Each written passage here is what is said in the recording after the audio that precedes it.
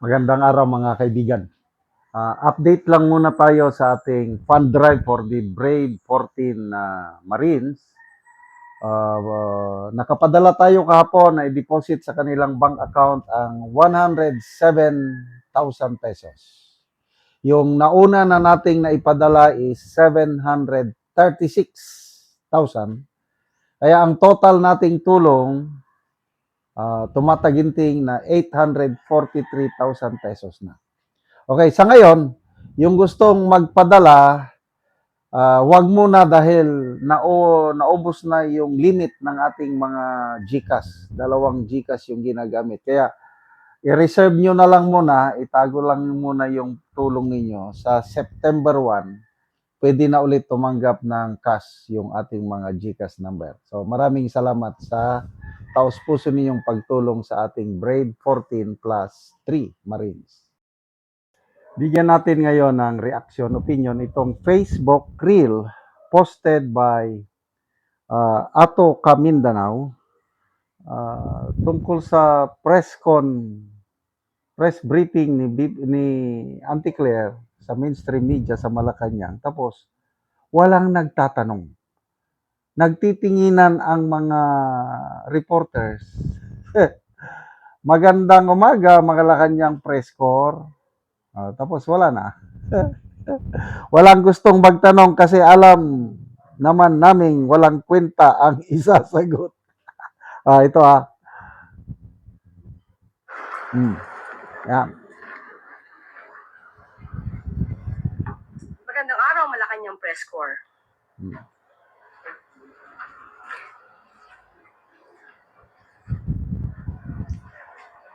Yeah.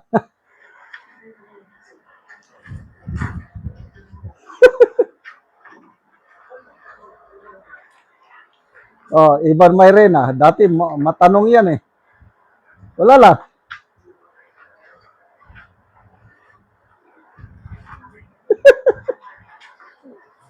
Nagtitinginan sila. Sinong unang magtanong? Ayan yung babae. Ay, nako.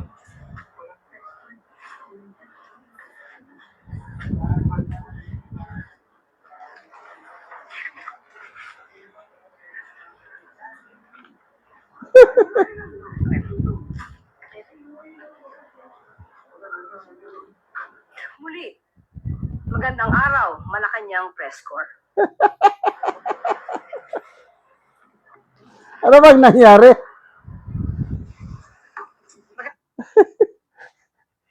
Halos 1 minuto. Correct me if I'm wrong Para bang ang nangyari ata, yung tunay na dahilan, hindi naman yung talagang ayaw.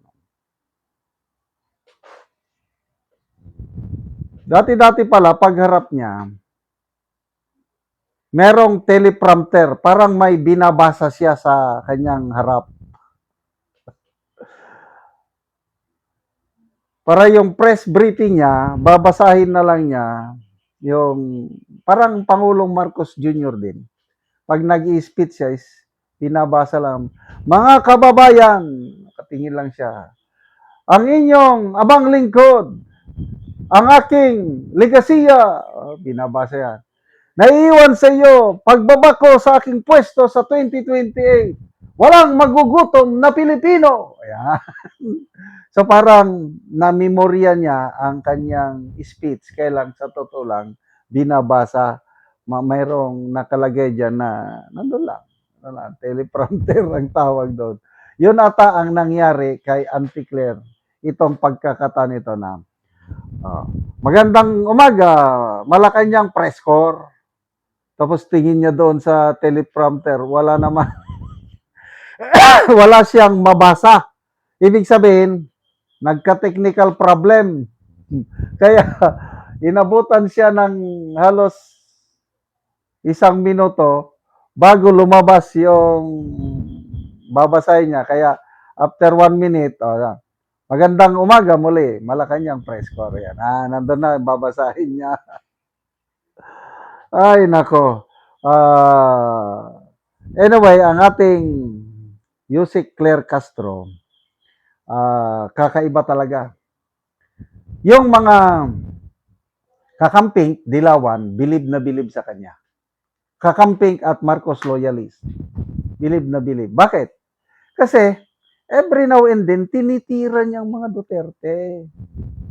Kaya tuwan-tuwa ang mga kakamping, mga loyalist sa kanya.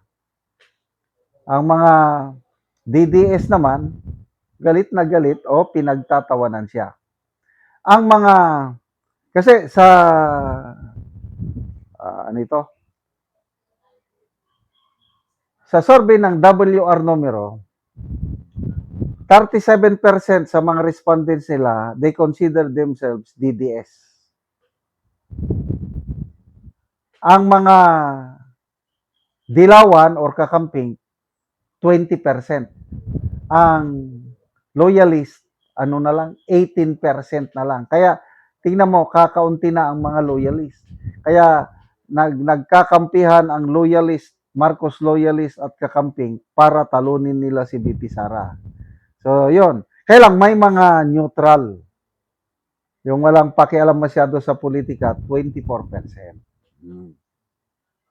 So, ang mga DDS, galit or pinagtatawanan si Auntie Claire, tuwan-tuwa naman, bilib na bilib ang mga loyalist at kakamping. Ang mga nagmamasid lang, yung 24%, yan ang labanan ngayon para makuha ang suporta nila.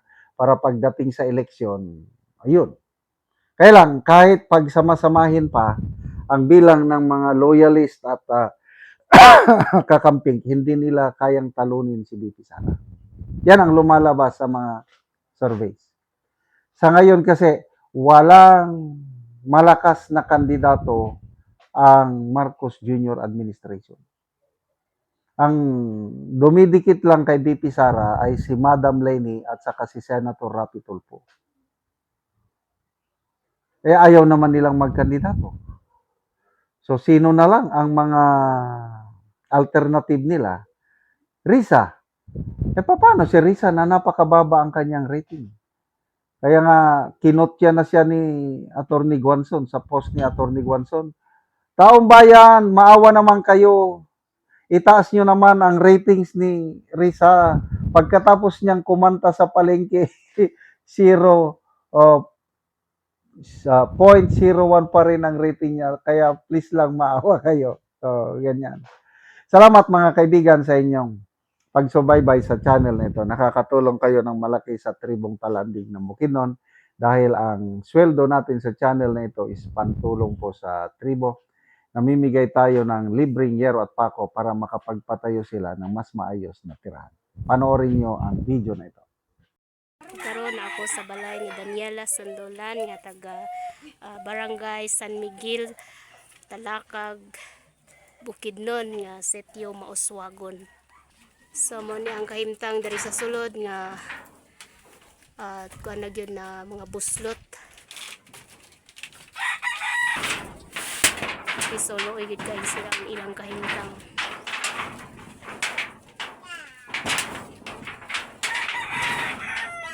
Kisa mo ni ang yero nga nahatag sa iya nga di 8, 5 ka buok.